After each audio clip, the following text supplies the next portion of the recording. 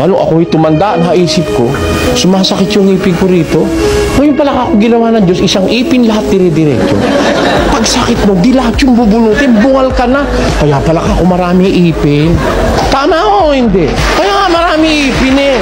Ganon din yung makina ng sasakyan. Eh kung yun ay 3 piraso lang, pag nasira isa, 30,000 agad ang bayad mo. Eh kung nasira ay tornilyo lang, di 550 lang, umandar na uli. Gaya ng ipin eh, pag sakit ng isang ipin, di ba parang minsan naisip mo, sana buo na lang yung ipin mo, no? Dahil hindi ka na nahihirapan, may mga singit-singit pa, titingahan mo pa, sipilyoin mo pa. Tama pala, Diyos doon. Nakikita mo naman eh. May pruweba ka talagang may Diyos eh. Na yung gawa niya, hindi mo naman magagawa. Eh, yung Diyos ang gumawa ng lupa. Tinan mo yung lupa. Magtanim ka ng tubo, paglaki, tikman mo yung tubo. Matamis. Alisin mo yung tubo, magtanim ka ng sili. Doon di sa lupa na yun. Pag namunga, tikman mo. Ang anghang. Alisin mo uli yun. Magtanim ka ampalaya. Pag tinikman mo, ano naman? Mapait. Alisin mo na naman yung magtanim kang kasoy. Mapakla naman. Pakla, tamis, pait, anghang.